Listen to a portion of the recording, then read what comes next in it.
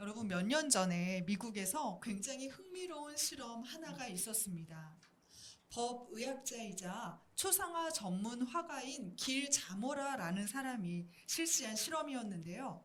그는 평생 범죄 현장에서 목격자들의 진술을 듣고 사람의 얼굴을 그려왔습니다. 그런데 그가 이번에는요, 전혀 다른 이유로 초상화를 그리기로 결심합니다. 바로 사람들은 자기의 모습을 스스로 어떻게 인식하고 있을까라는 질문에 답을 주기 위해서입니다. 아무래도 법의학자로서 목격자의 진술의 얼굴을 그리다 보니까 실제 그 대상의 얼굴과 타인이 말하는 대상 얼굴이 다르다는 걸 경험했기 때문이지 않았을까요? 그래서 자모라는요, 실험 대상자 몇 사람들을 선정해서요, 자기의 작업실로 초대하고요, 커튼 너머의 자리에, 자기가 보이지 않는 그 자리에 초대한 사람들을 한 사람씩 앉힙니다. 그리고 묻기 시작하죠. 자, 저는 당신의 얼굴을 그리려고 합니다. 당신의 턱은 어떻게 생겼나요? 당신의 피부는요? 당신의 이마는 어떤 모양인가요? 라고 질문하는 거예요.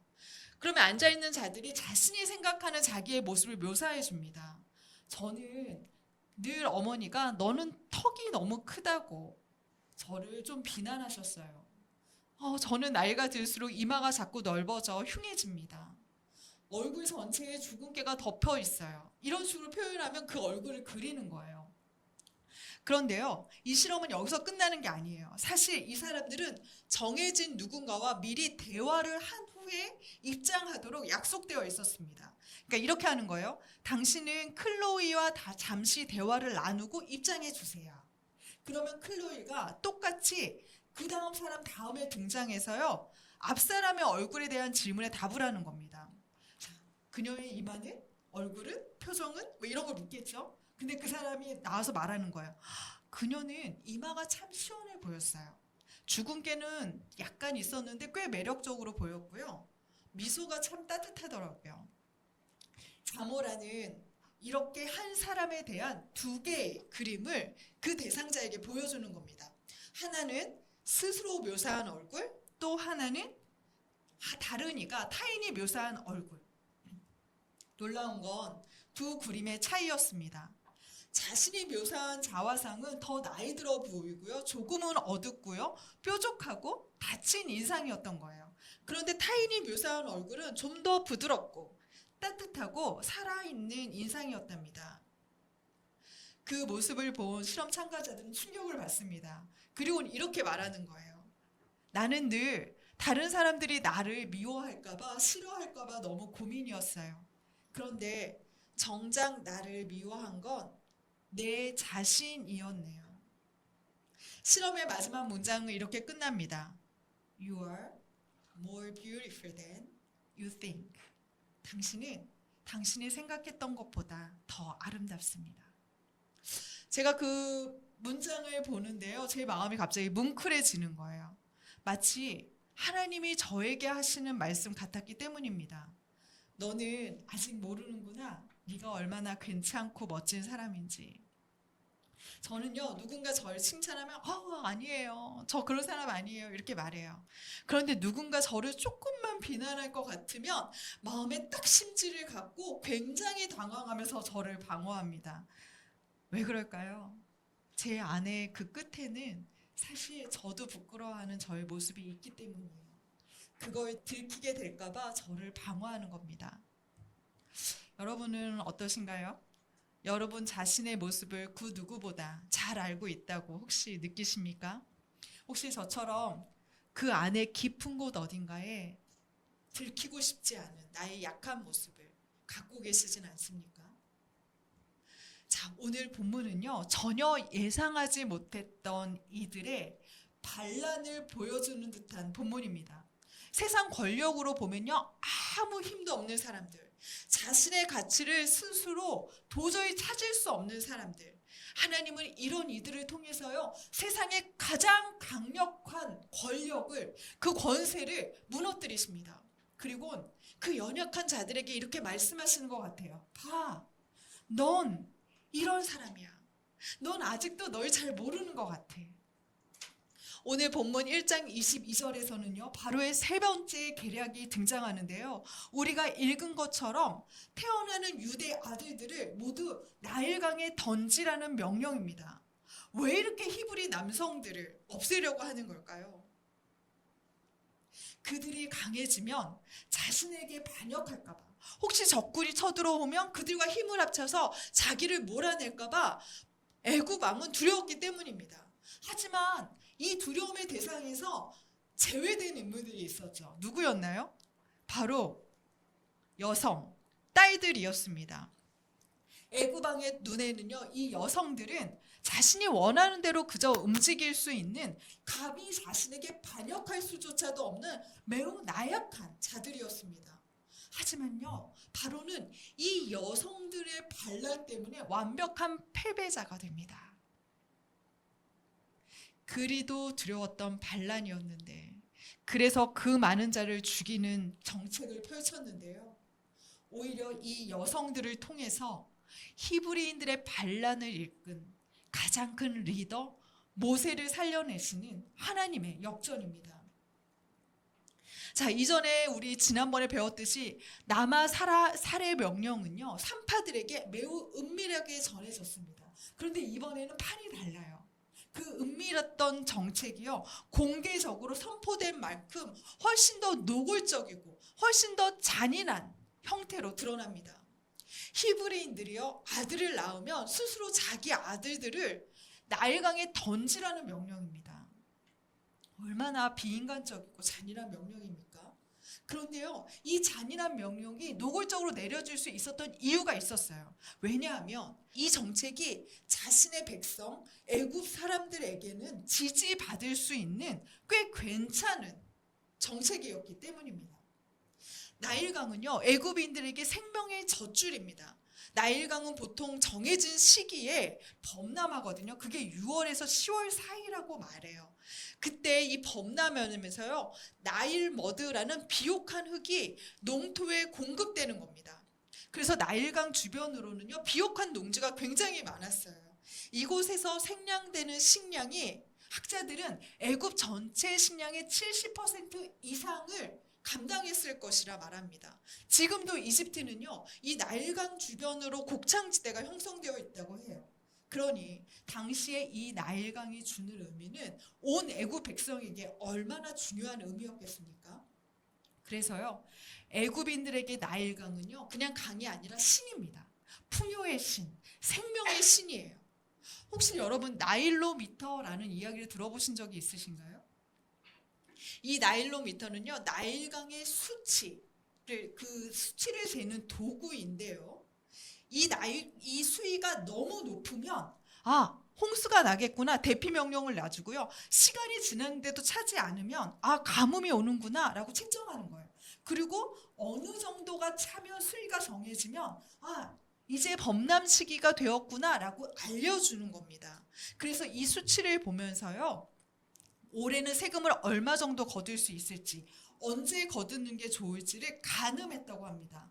그래서 나일로미터는요, 고대 이집트 문명에서 체계적인 국가 운영 방식, 이것들을 가능하게 했어요. 애굽의 정치, 애굽의 경제, 애굽의 기하학과 측량술 같은 과학기술을 제공하는데 아주 기준점이 되는 것이 이게 나일로미터입니다. 여러분이 세계 4대 문명이 있잖아요. 메소포타미아, 황하, 인더스, 그 다음에 이집트 문명이죠. 이 이집트 문명이 나일강 하류에서 발생한 문명입니다. 이 나일로미터는요, 아무나 볼 수가 없어요. 누구만 볼 수 있었을까요?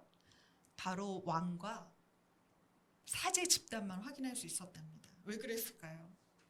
약간 신의 점을 치는 듯한 모습이 있잖아요. 올해는 흉년이 들 것 같다. 올해는 홍수가 날 것 같으니까 대피해라. 올해는 이 정도의 세금을 거둘 것 같으니 너희들 더 열심히 일해라. 이런 것들을 점쳐주잖아요. 그래서 종교적인 색채가 있었던 거예요. 그래서요, 왕하고 사제 집단만 봤는데요, 만약에 홍수나 가뭄이 올 것 같으면 이 집단에서 미리 제물을 드려서 이 나일강 신에게 제사를 드리는 거예요.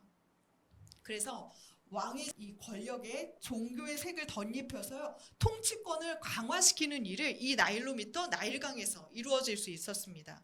그러니까 애굽인들에게 이 나일강이 그저 아름다운 강, 큰 강이 아니라요 우리에게 먹을 것을 주는 신, 생명과 풍요를 상징하는 신을 의미하는 것이었습니다. 그래서요 만약 바로 왕이 올해의 풍년을 위해서 우리 나일강에 제물을 드려야 되는데 히브리인들의 아들을 제물로 드리면 이 신이 우리에게 풍년을 줄 것이다 이렇게 선포했다면 애굽의 백성은 이것을 마다할 이유가 없는 겁니다. 유대인을 제물로 드려서 우리가 풍요로워질 수 있다는데 그것을 이들이 왜 반대하겠습니까? 자, 그럼 유대인들에게는 어떤 의미가 될까요? 반대로 유대인들에는 여호와가 나일강의 신보다 약하다는 의미가 되는 겁니다. 여호와가 약하니까 여호와의 백성이 나일강의 신인 애굽 백성의 신, 그 신에게 잡아먹히는 거예요. 이 신이 여호와의 백성을 먹어들이는 거예요. 그래서 여호와의 신앙과 민족의 자부심을 상실시키는 게 바로 이 나일강, 아이 던지는, 아이를 그곳에 바치는 의미가 됩니다. 그러니 유대인들은 이 정책으로 말미암아서 애굽인들이 엄청 부러웠겠죠. 그렇게 살 수 없는 자신들이 너무 싫었겠죠.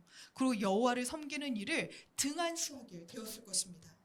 그런데요 하나님은 이 무서운 정책을요 바로 왕이 가장 무시하는 그 여성들을 통해 우습게 역전시켜 버립니다. 바로 왕은 반란이 두려웠던 사람인데 이 반란의 주인공을 여성들이, 이 딸들이 지켜내는 거예요. 그 첫 번째로 등장하는 여자가요 우리 2장 1절과 2절 말씀에 나오는데요 바로 레위 지파의 후손, 레위 지파의 딸입니다. 우리 다 같이 한번 읽어볼까요? 2장 1절과 2절 말씀입니다. 레위 집안의 한 남자가 가서 레위 여자를 아내로 맞이했다. 그 여자가 아이를 가져 아들을 낳았다. 아이가 빼어난 것을 보고 그 여자는 3개월 동안 아이를 감추었다. 우리 출애굽기 6장에서는요 이 여인이 모세의 어머니이고 이름은 요게벳이다라고 등장하거든요. 그런데 이 여인이 아주 주역으로 등장하는 2장에는요 이 여인의 이름을 감춰버려요. 여러분 우리 1장에서는 스프라와 부하라는 두 여성의 이름을 만났잖아요. 그런데 왜 감추죠? 여기에는 학자들이 두 가지 의미를 부여하는데요. 첫 번째는 애굽에서 이름조차 불리지 않은 노예 계급의 여성이었다는 거예요. 그만큼 무력한 자였다는 것을 상징합니다. 그런데요 반면 이 여성에게 이름보다 더 소중한 정체성을 부여하잖아요. 누구예요? 레위의 후손, 레위 지파의 딸이라고 소개하고 있는 거예요. 여러분 아시겠지만 레위 지파는 하나님께 예배를 준비하는 자, 예배를 인도하는 지파로 명령을 받잖아요. 그러니까 뭘 얘기해 주는 거냐? 세상으로는 무력해. 그런데 하나님 앞에서는 예배자인 여성이다 라고 이야기하는 거예요. 하나님은요 아무리 세상에서 그녀가 무력해서 이름조차 없지만 네가 예배자야 라고 말씀하신다면 그 여자의 정체성을 그 예배자라는 것 하나로 충분히 받으신다는 의미입니다. 자, 이 여성이 아들을 낳습니다. 그런데 잘생겼대요. 여러분 외모 프리미엄이라는 단어 아시죠? 이거 진짜 국가별로 다 통계를 냈는데요.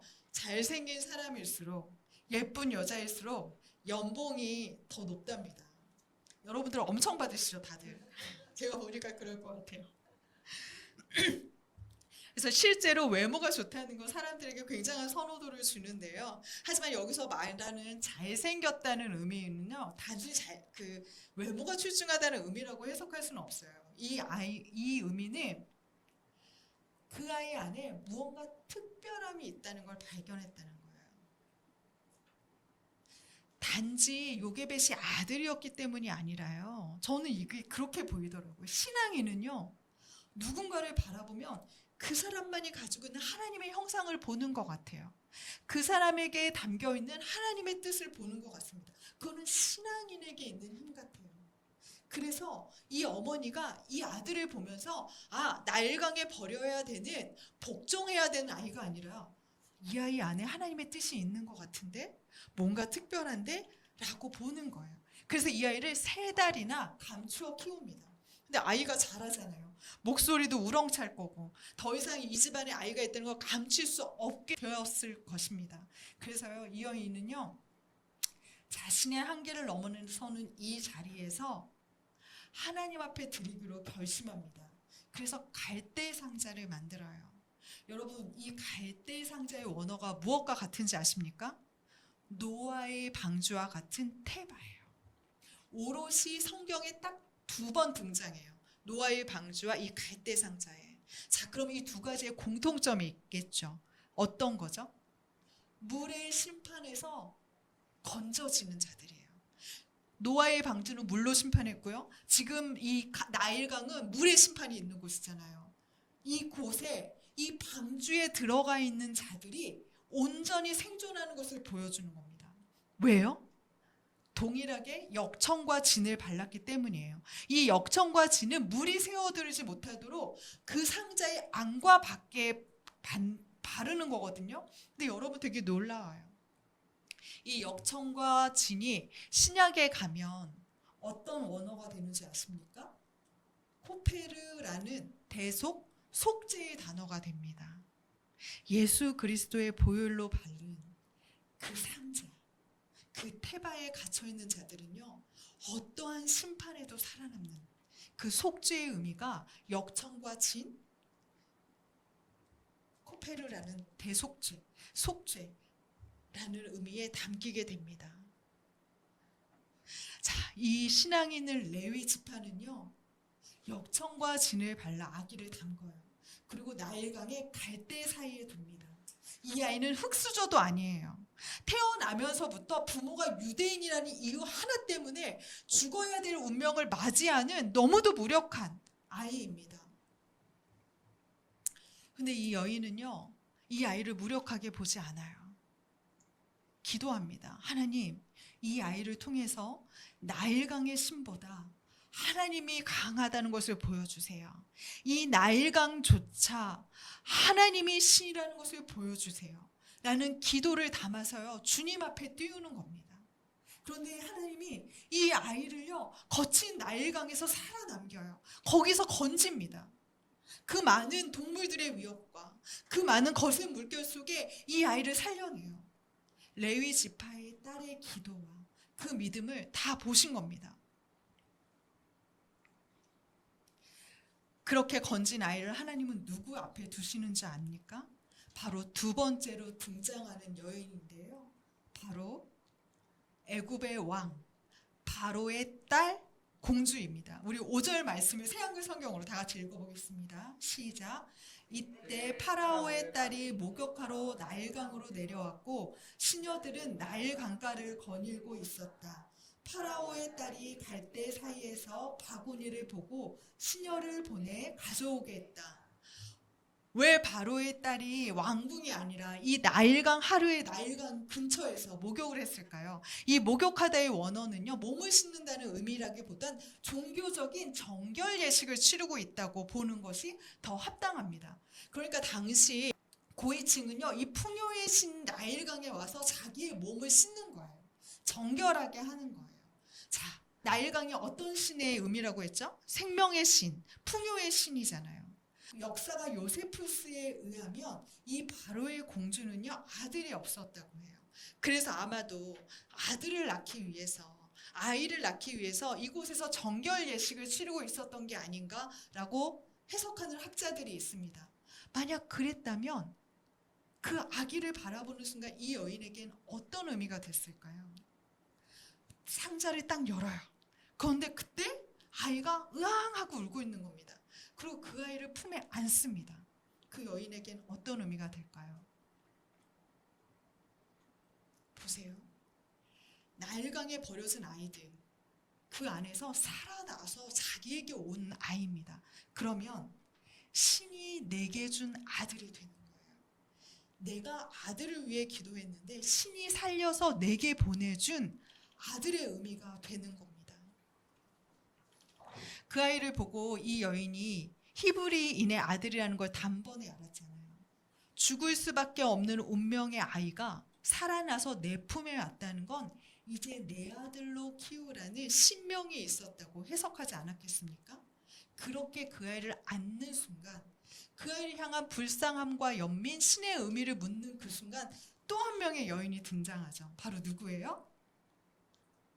모세의 누나, 누이, 세 번째 여인 요게벳의 딸 미리암입니다. 이 아이도 여기서는요, 미리암이라는 이름이 등장하지 않아요. 6장에 등장합니다. 자, 미리암은 어떤 아이예요? 큰 딸이에요. 엄마의 눈물을 누구보다 잘 아는 아이입니다. 엄마가 이 아이를 어떻게 키워냈는지, 이 아이를 하나님한테 맡기기 위해서 갈대 상자를 만들 때 그 눈물로 기도하는 걸 옆에서 보지 않았을까요? 그러면서 정말 어머니의 신앙이 자기의 신앙처럼 미리암은 받아들였을 거예요. 그러면서 하나님이 이 아이를 정말 살려내실까? 만약 정말 그러신다면 이 아이를 위해 난 무엇을 해야 할까? 라는 그 숙제를 안고 있는 아이가 아니었겠습니까? 그런데요, 그 아이가 나일강을 따라가는데 누구의 품에 안겨있어요? 공주의 품에 안겨있어요. 이 미리암이라는 작은 소녀는 무엇을 보았을까요? 살리신 하나님을 본 겁니다. 그래서 두려움 없이 그 공주에게 다가가요. 그러더니 뭐라고 하냐면요, 내가 이 아이를 위해서 히브리 유머를 구해드리까? 라고 얘기했어요. 여러분, 공주가 이 아이가 히브리인 소녀라는 걸 알았을까요? 몰랐을까요? 이 아이랑 연관이 있다고 알았을까요? 몰랐을까요? 알았을 거예요. 아이를 안자마자 한 아이가 뛰어오더니 내가 얘 유머 불러올까요? 이렇게 유머는 어떤 사람이에요? 젖을 물리는 지금 아이를 출산한 여인이어야 된다는 거잖아요. 분명히 알았을 거예요. 그런데 그럼에도 불구하고 공주가 이 아이를 바라보며 그러렴 하고 받아들인 거예요. 이 모성애가 같이 일치하는 순간이 되는 겁니다.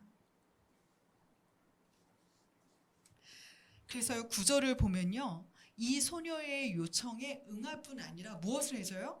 아이에게 젖을 먹이는 대가로 삭스를 주겠다고, 돈을 주겠다고 말하는 겁니다. 자, 그 순간 어떤 관계가 형성되냐면요, 이 아이는 바로 왕의 딸, 공주의 딸로 공식화하는 값을 지불하는 거예요. 자, 그러면 우리 요게벳, 이 레위지파의 딸의 입장에서 볼까요? 자기 아들을 자기가 다시 안았는데 젖을 먹으면서 돈을 받아요. 얼마나 좋았을까요? 자, 그러면서 뿐만이 아니에요. 여기서 더 중요한 의미가 있는데 노동에서 제외되는 겁니다. 당시 유대 여성들은, 히브리 여인들은 과한 노동을 감당해야 했는데요, 공주가 부여한 노동이 있잖아요. 그래서 이 요게벳은 모세를 키우는 동안 24시간 아이를 돌보는 일에 전념할 수 있었을 것입니다. 자, 두 번째는 어떤 의미가 있냐면요, 이 아이와 함께 외출할 수 있어요. 아마 사람들이 물었겠죠. 당신은 당신의 아들을 노출시켜도 괜찮습니까? 그런데 이 레위지파의 딸이 말하는 거예요. 제 아들 아니고요, 공주의 아들이에요. 저는 이 아들을 돌보라는 명을 받았습니다. 그러니까 모세는 당시 젖을 먹이는 시기를 만 4세까지 먹였다고 보거든요. 그럼 우리나라로 하면 한 5살, 6살 때까지잖아요. 그때까지 이 아이를 돌보면서요, 이 아이와 함께 움직일 수 있었던 거예요. 그러면서 요게벳은 모세에게 보여주지 않았을 거예요. 자, 이스라엘 사람들이 사는 걸 봐봐. 노동하는 걸 봐봐. 너가 누구의 아들인지를 기억해야 돼. 라고 말해주는 겁니다. 공주는요, 이 아이를 이름을 모세라고 지어요. 여러분, 모는요, 물이라는 뜻이에요. 세는 람세스, 토트모세. 여러분 잘 아는 애고방의 이름이잖아요. 이 세스는요, 람세스, 이거는요, 라라는 신의, 람이 라라는 신이고 태양신이거든요. 라라는 태양신의 세스, 로부터 온 아들, 로부터 온 난자라는 뜻이에요. 그러니까 모세스는 뭐가 물이라는 뜻이거든요. 물로부터 나온 아들이란 뜻이에요. 그러니까 공주는 어떤 의미였냐면요, 나일강의 신으로부터 나에게 왔다라는 의미로 모세라고 지은 거예요. 그런데 히브리 성경은 뭐라고 하냐면요, 물에서부터 살아났다라는 해석으로 가져오는 거예요. 그래서 하나님이 살리신 아들로 가져오는 겁니다. 그래서 학자들은요, 모세가 궁전에 갔을 때 분명히 바로왕이 히브리 아들이라는 것을 알았을 텐데 왜 죽이지 않았을까? 왜 살려두었을까? 라고 하는 질문에요, 아마도 나일강의 신이 생명을 부여했다는 그 권위 때문에 죽이지 못했을 거라고 말해요. 이름을 모세라고 지었잖아요. 하나님은 그렇게 모세를 하나님의 사람으로 살려두셨습니다. 여러분, 이 이야기에서 무엇이 느껴지나요? 이름도 없던 노예 여성 한 사람, 그 노예 여성의 또 다른 이름 없는 작은 여자, 소녀 한 사람, 그리고 바로의 지엄한 명령에도 불구하고 그 아이를 품어 안은 바로 왕의 딸, 아들이 없는 이 여인을 통해서 애굽을 대적할 가장 강력한 구원자를 하나님이 살려내시는 겁니다. 사실 더 보면요, 애굽 왕이 죽이려고 던졌던 그 많은 생명들, 하나님이 애굽의 군대를 홍해물에 수장하면서 그의 모든 계략을 되갚아 주십니다.